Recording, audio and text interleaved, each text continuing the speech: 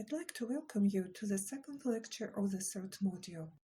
This lecture addresses the rules of APA style regarding formatting citations and references in research paper. This is the first part of the lecture that focuses on the citation rules of APA style. In this lecture, we provide the ground rules for formatting citations and references within your papers. When writing your paper, you will follow the citation format used by the American Psychological Association, also known as APA style. APA style is one of the most common formats for citing sources. The guidance we offer in this lecture is based on the 7th edition of the APA Publication Manual. This edition of the APA Publication Manual was presented in October 2019. It contains a number of changes to the way sources are cited. In this lecture, we'll go over the most notable changes on citing sources. APA style citation consists of two parts: in-text citation and reference list entry. The first part of this lecture covers the details of in-text citations. You will learn how to format citations when you are citing brief quotation, paraphrasing ideas, or quoting longer passages.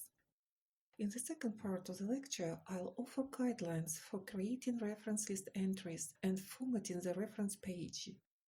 We are going to discuss how to create APA reference manually or by using an APA citation generator. In the first part of the lecture, I want to offer guidelines on citing sources in text and formatting quoted material. References in APA publications are cited in text with an author-tagged citation system. In the system, the writer cites sources within the body of the paper and at the end of the paper in the reference list.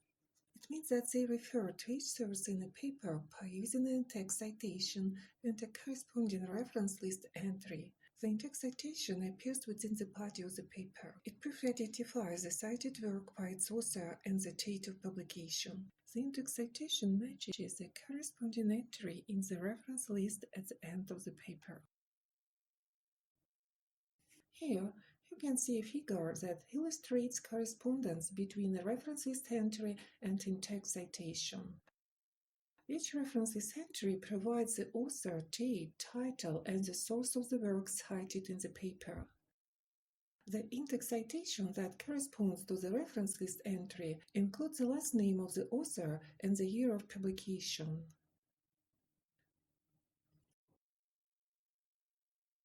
In-text citation have two formats, parenthetical and narrative. In parenthetical citations, the author's name and the publication date appear in parentheses. Parenthetical citations are placed at the end of the sentence. For example, research has shown that the cats like to nap, and in the parentheses you can see Smith, 2010. In narrative citation, this information is incorporated into the text as part of the sentence. For example, Smith conducted research showing the cats like to nap. As you can see, in narrative citation, the date appears in parentheses after the author's name. Now, let's answer the question, where do you need to include a page number in citations? In fact, all in-text citations include the page numbers unless you're referring to the whole work or quoting from a source that doesn't have page numbers. As you can see now, we have added the page number to the citations in our examples. Next, we'll discuss how to cite a page or other specific part of a source when you are paraphrasing or directly quoting. When quoting directly, you should always provide the page number of the quotation in the in-text citation in either parenthetical or narrative format. To indicate a single page, use the abbreviation P. For multiple pages, use the abbreviation P. If pages are discontinuous, use a comma between the page numbers. Let's look at an example of direct quotation. According to Hardeman, occupational health psychology can be defined simply as a contribution of applied psychology to occupational health. We use a signal phrase such as according to refer to the source. We could also use other ways of signal the source, such as Houdman states, Houdman argues, Houdman suggests, and many others.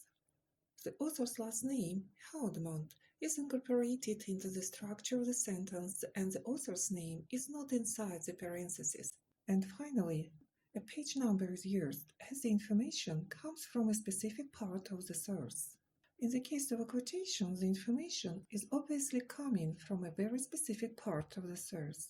If we rephrase the quote from Houdman into our own wording, we still must provide an in-text citation.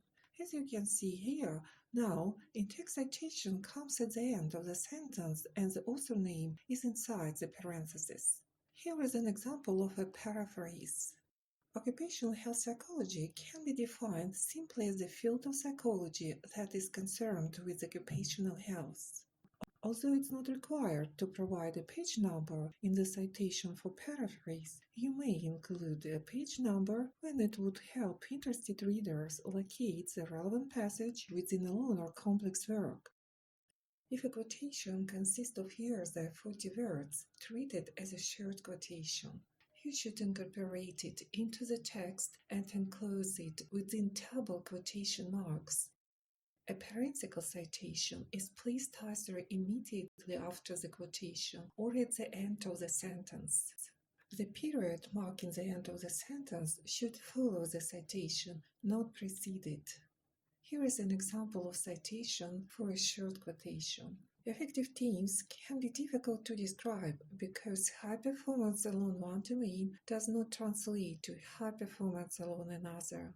For a narrative citation, you include the author and the year in the sentence and then place the page number in the parentheses after the quotation.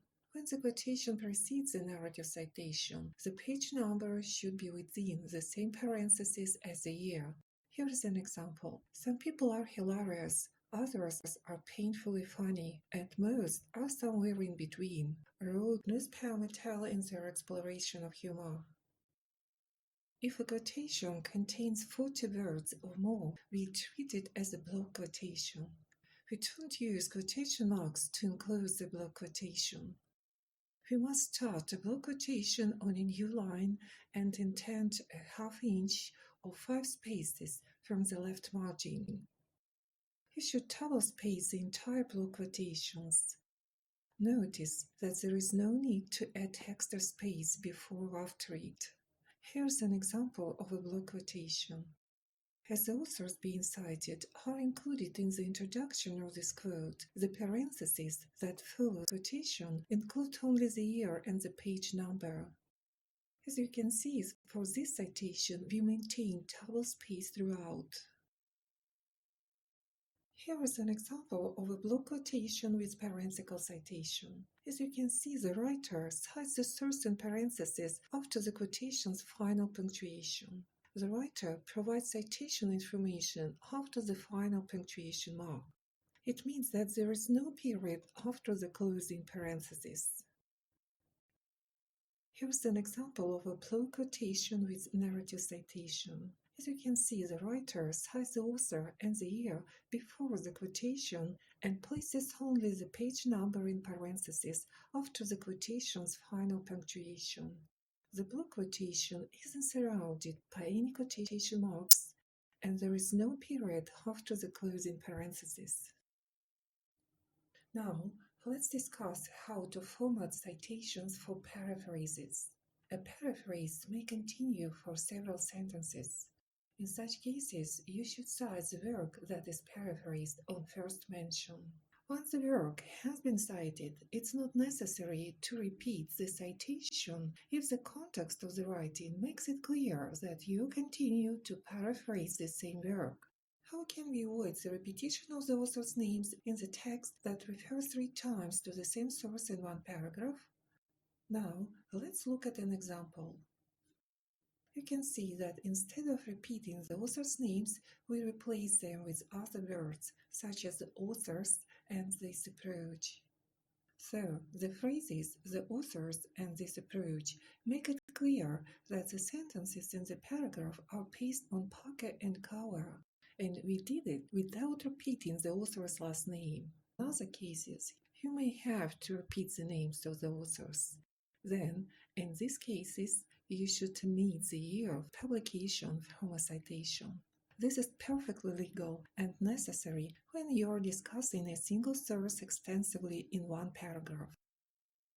When citing multiple works parenthetically, we place the citation in alphabetical order, separating them with semicolons. Here you can see an example of the citation arranged in alphabetical order. If we cite two or more works by the same author, we arrange them by the year of publication. Here we can see an example of arranging three works by the same author by the year of publication. If we want to highlight the work most directly relevant to our point in a given sentence, we place those citations first within parentheses and insert a phrase "see also" before the remaining citations. Here you can see an example of highlighting the most important research on a topic. This strategy allows authors to emphasize the most recent and most important research on a topic. The format of presenting the author in a text citation changes depending on the number of authors. For a work with one or two authors, we include the authors' names in every citation. For a work with three or more authors, we include the name of only the first author plus the abbreviation "et.al." in every citation, including the first citation. "Et.al." is an abbreviation for the Latin phrase "et alia," which means "and others." Prior to the publication of the 7th edition of the publication manual, sources with three or more authors were written in full the first time and shortened only from the second citation onwards. Currently, sources with three or more authors are always shortened even the first time. As you can see, currently we use the abbreviation "et.al."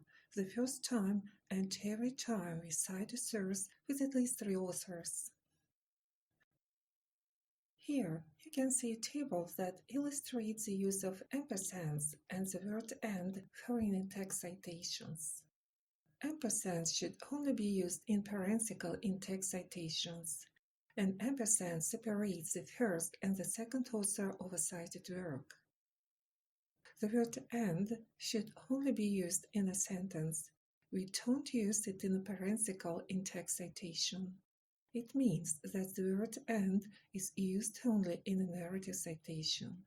In this citation, the first and the second author of a cited work are separated by the word "and." That's the end of the first part of the lecture. In the second part of the lecture, we're going to discuss how to create references in APA format.